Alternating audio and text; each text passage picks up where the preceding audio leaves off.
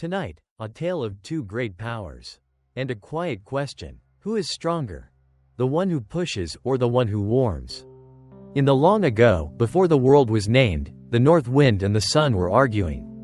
The north wind was proud. His voice was a great roar, cold and sharp, and his breath could freeze rivers. "There is no one stronger than I," he said. The sun was warm. Her light was steady, slow, and golden. She listened with patience. "Perhaps," she said softly. "Perhaps not." The north wind laughed. "You? A gentle thing? I bend trees. I lift roofs. I push ships across the seas. What can you do?" "I rise every morning," said the sun. "I warm the earth." The north wind shook his head. "That is not strength. That is only kindness." The sun smiled. "Then let us see," she said. And so they made a wager. Far below them, walking on a long, dusty road, was a man.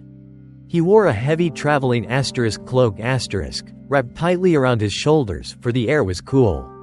"Whoever can take that cloak from his shoulders," said the sun, "wins. But you may not touch the man.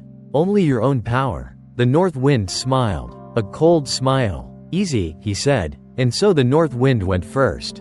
He drew in a great breath. He puffed out his cheeks. And he blew, with all his terrible strength.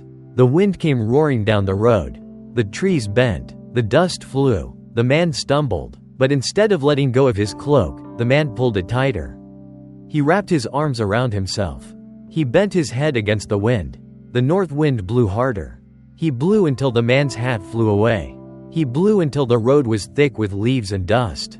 He blew until his own face was red with effort. But the man held his cloak tighter still. The colder the wind, the closer the cloak. The fiercer the storm, the more the man clung to his warmth. At last, the north wind stopped. Out of breath, defeated, the man stood up. He dusted himself. And he held his cloak as tight as ever. The north wind turned away in shame. "Your turn," he muttered.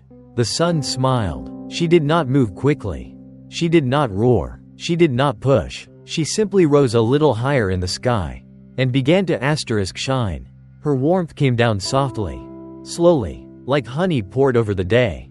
The wind died. The dust settled. The road grew bright. The man walked on. He noticed the warmth. He smiled. The sun shone a little brighter.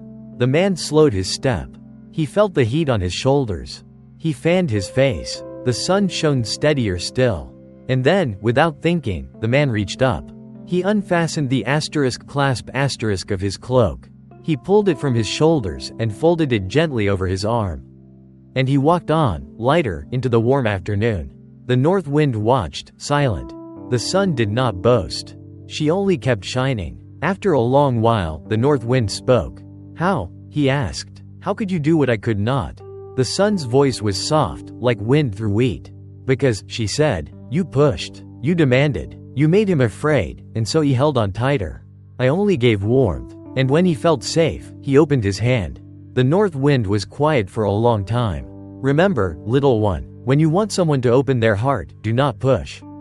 Do not roar. Do not threaten. Just be warm. Be steady. Be kind. And one day, gently, they will let go of the cloak themselves." Good night. Tomorrow's tale: The Tortoise and the Eagle.